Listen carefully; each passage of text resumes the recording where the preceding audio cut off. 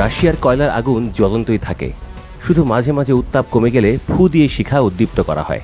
বেলারুশের সঙ্গে যৌথ সামরিক মহড়া চলাকালে ব্যারেন সাগরের এক লক্ষ্যস্থলে একটি জিরকন হাইপারসনিক ক্রুজ ক্ষেপণাস্ত্র ছুড়েছে বলে রাশিয়া জানিয়েছে। রোববার দেশটি জানিয়েছে এই মহড়ায় তাদের সুখোই সু-34 সুপারসনিক যুদ্ধ বোমারু বিমানগুলোও লক্ষ্যস্থলে আঘাত হেনেছে। রাশিয়ার প্রতিরক্ষা মন্ত্রণালয় জানিয়েছে, রাশিয়ায় অথবা প্রতিবেশী বেলারুশে কোনো হামলার ক্ষেত্রে কমান্ড ও সমন্বয় উন্নয়নের লক্ষ্যে 12 সেপ্টেম্বর থেকে বেলারুশের সঙ্গে জাপাট বা পশ্চিম নামে যৌথ কৌশলগত অনুশীলন করেছে রাশিয়া। মস্কো ও মিন্স্ক উভয়ই জানিয়েছে এইসব অনুশীলন পুরোপুরি প্রতিরক্ষামূলক এবং কোনো নেটো সদস্যদের উপর হামলা চালানোর উদ্দেশ্যে নয়।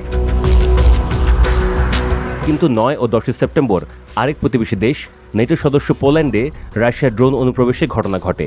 এই ঘটনার প্রতিক্রিয়ায় যুক্তরাষ্ট্রের নেতৃত্বাধীন পশ্চিমা সামরিক জোটটি ইস্টার্ন সেন্ট্রি নামের সামরিক মহড়ার ঘোষণা দেয়। রাশিয়ার প্রতিরক্ষা মন্ত্রণালয় ওই জিরকন হাইপারসনিক ক্রুজ ক্ষেপণাস্ত্র ছোড়ার ভিডিও ফুটেজ প্রকাশ করেছে। রাশিয়ার উত্তরাঞ্চলীয় নৌবহরের অ্যাডমিরাল গোলোভকো ফ্রিগেট থেকে ব্যারেন সাগরে একটি লক্ষ্যস্থলের উদ্দেশ্যে ক্ষেপণাস্ত্রটি ছোড়া হয়।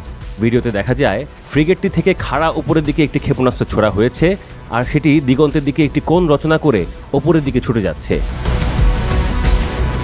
রুশ প্রতিরক্ষা মন্ত্রণালয় বলেছে, লক্ষ্যবস্তুটি সরাসরি আঘাতে ধ্বংস হয়। মন্ত্রণালয়টি জানায়, উত্তরাঞ্চলীয় নৌবহরের মিশ্র এভিয়েশন কোরের ডুবোজাহাজ বিধ্বংসী দীর্ঘপাল্লার আকাশযানও এই মহড়ায় অংশ নিয়েছে। সু-34 ক্রুরা স্থলভাগের লক্ষ্যবস্তুগুলোতে বোমা দিয়ে আঘাত হানায় অনুশীলন করেছে।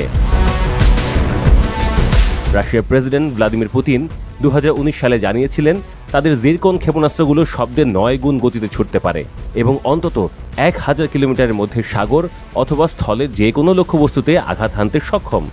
রাশিয়ার গণমাধ্যম সূত্রগুলো জানিয়েছে, রাশিয়ায় 3M22 জিরকন হিসেবে পরিচিত এই ক্ষেপণাস্ত্রগুলোর পাল্লা 400 থেকে 1000 কিলোমিটার এবং 300 থেকে 400 কেজি পর্যন্ত বোমা বহন করতে পারে।